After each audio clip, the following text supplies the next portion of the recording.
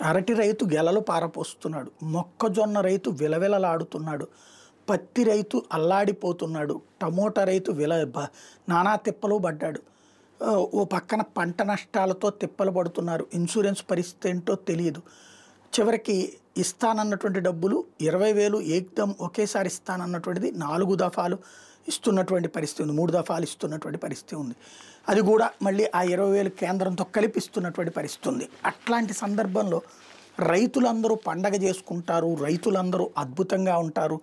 రైతులందరూ కాలరెగరేసుకునేలా చేస్తాను అన్నటువంటిది 40 సంవత్సరాల రాజకీయ చరిత్ర. 14 సంవత్సరాల పాటు ఆల్రెడీ ముఖ్యమంత్రి, ఇప్పుడు 15 సంవత్సరాలు దాటిపోయినట్టు ముఖ్యమంత్రి చెబుతుంటే కరెక్ట్గానే ఉంటుందా? ఏమన్నా చేసి ఆ పైన ఇదిగో చేస్తున్నామంటే ఒక అర్థం ఉంటుంది. అసలు ఆ రైతులకి ఎంత డబ్బులు ఇవ్వాలన్నది జగన్ అలవాటు చేశాడు. దాన్ని బాబు ఎక్స్టెండ్ చేస్తున్నారు.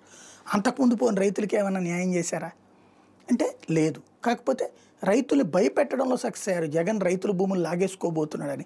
ఆ కారణంగా మొన్నటిసారి బంపర్ మెజార్టీతో వచ్చారు. పల్లె ప్రాంతాల్లోనే గెలుచుకొచ్చారు. ఇప్పుడు ఆ రైతులు విలవిల్లాడుతున్నటువంటి పరిస్థితి చూస్తున్నాం. కాకపోతే నేను చేస్తాను, మీ అందరికీ ఆల్టర్నేటివ్ క్రాప్స్ అరేంజ్ చేస్తాను, అట్లాగే మీ పంటల తీరు మార్చేసి డెవలప్ చేస్తానని చెప్తున్నారు. మరి ఇన్ని సంవత్సరాల్లో సాధ్యంగా ఇప్పుడు చేయగలుగుతారని నమ్ముతారా? చూడాలి.